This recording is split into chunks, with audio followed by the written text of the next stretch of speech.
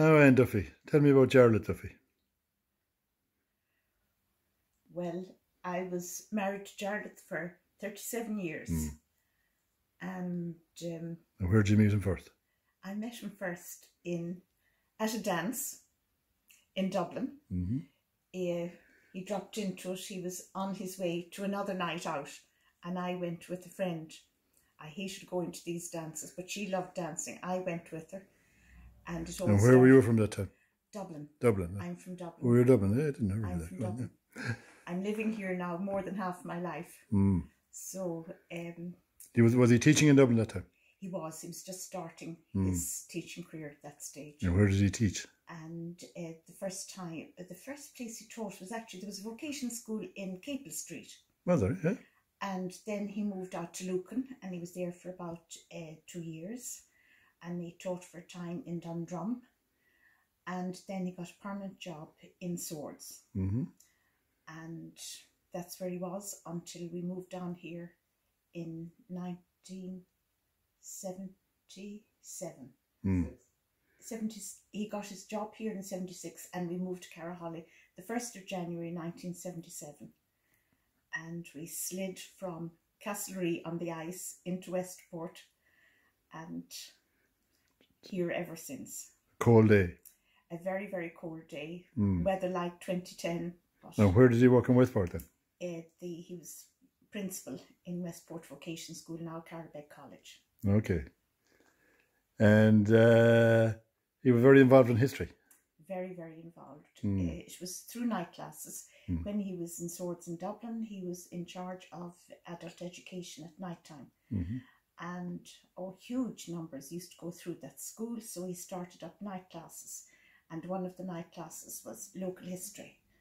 And Peter Flanagan, Padre Flanagan, Peter, absolutely excellent. He was one of the teachers in the class, and Johnny and Sheila Malloy were at it, and Art Malloy and his wife, that's Freddie's mother and father, and just a nice little bunch of people started it off. And like everything else, people who are just interested, it evolved and evolved, and then they decided to start a magazine, Carn and Marth, as an annual one. And a lot of research went into it, and Sheila Malloy was the editor. Sheila, absolutely wonderful editor and a wonderful person. So all their articles were well researched, and people sending in articles. So that is how a lot of people. And where you used to meet in the beginning? Well, it was in the vocational school, and then that's where the meetings were. The classes were there, and that's where they'd meet. And then they might meet, there might be a meeting here, there might be a meeting somewhere else. In private houses? In private houses. In private houses, yeah. And it's all evolved from that?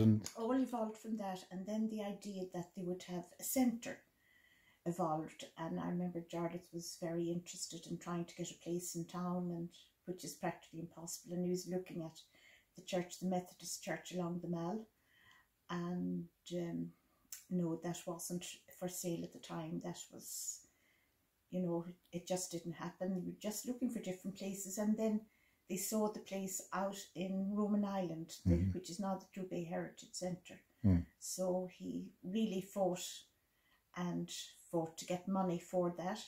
And I can remember it was the time when people were going around trying to build little additions to national schools, and it was voluntary fundraising, and that you bought a ticket. And he went around the whole area between Ahoggar and Kilmeen and everything, selling tickets, himself and other people, for a draw. And they got so much money, and then they got money from Bord Fáilte. And then Pádraig Flynn was the minister at the time, and he actually opened it. And it's a wonderful occasion, and that particular time, but everything that evolved during that time, it really was so interesting. We've had many, many interesting people launching Carn and Marth during those times. Can you remember many of them? Well, we came across a photograph upstairs yesterday of Jim Tunney, who was Lord Mayor of Dublin at the time. And he had a Westport connection, did he? He had, yes, one of the Tunneys from Mount Earth, and would be related to Liam Friel and that. And that was one. And is he a politician? Oh yes, Yeah, yeah. He was a minister too, and we had the Mexican ambassador here at once, or the Spanish ambassador rather here, and his wife at one stage launching the Carna Mart because they did articles on the Spanish Armada. Okay. And another time that there is a plaque in Newport up over Frank Chambers and Phil Chambers' home to a Danish man. It was a shipwreck out in the bay. So most interesting, not just local, but history as it evolved around the Clew Bay area. And all the big estates and everything like that. There's a lot. There's Kilmina is done, and Ahaggar and Westport, and really very, very interesting. Covering the whole area. Covering the whole area. Articles from the whole area. Articles from the whole area. But it really was a very good time because you had people who are so interested in local history. And, you know, Sheila Malloy, that was her forte, you know, history. And Johnny, they were so interested, and the Malloys, everyone had something to bring to the table.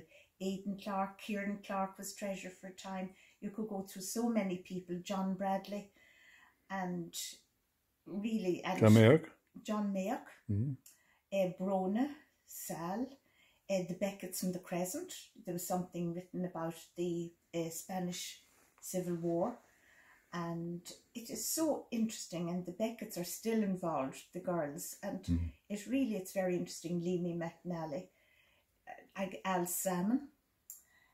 There's a huge list. A huge list. Huge list, yeah. Who are genuinely, and it all emanated from all emanated from that, and that start, who really keep things going. I've sort of taken a back seat now at this stage. And would Jarlath spend much time down here with his stuck in books and all that now? Absolutely, absolutely. Stuck in books, and every Sunday out to the Heritage Centre. That's what he loved. You know, some people like football, some people like something else, but that is actually that was his genuine love. Could he type? Not really. Not really. I got that job. Yes, now that I think about it, I got that job many times, particularly coming up to publication. You'd get the articles coming in, they might be handwritten, and I'd have to put them up. At the time, it was... And he used to handwrite most things, yeah? Yes, everything? Yes, but I had... And you transcribe it then, would you? I had an IBM electronic typewriter. Oh, that sounds very posh. That was before you had computers. And then... So. Would you get excited about things now when something new would turn up? Or? Oh, very excited. But it was also very interesting because I think I can relate and the family can relate. You know, they might go to bed at night, but they might never know who. There might be a body on the floor in the morning that somebody might have called that we wouldn't have known, talking about, you know, local history. And Jarlath might say, will you stay the night or something like that. And would he get a lot of callers about stuff now? He would. He would. And he was very helpful to people who were also researching, doing their own research. You know, give him a leg up, yeah. Oh yes, give him a hand, absolutely. Yeah. I can remember there was one man who called here one time. You would remember him, Rory.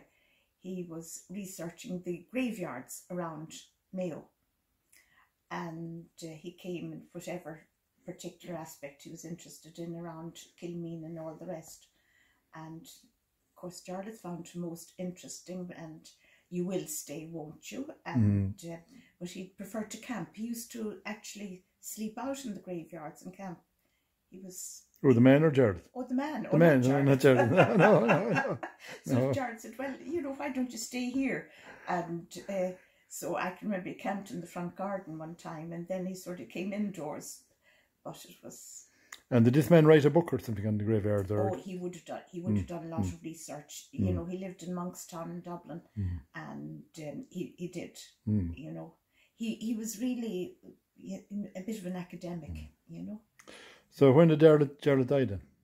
Jarlath died in 2005. 2005. You know, yeah. He retired in 2004. What age was he when he died? He was 63. A bit early, wasn't it? It was early.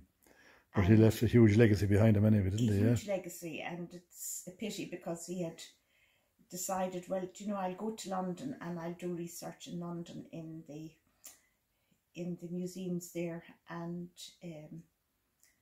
the libraries there, and he was going to do his PhD, and I think it's such a pity he didn't get in his retirement to do that.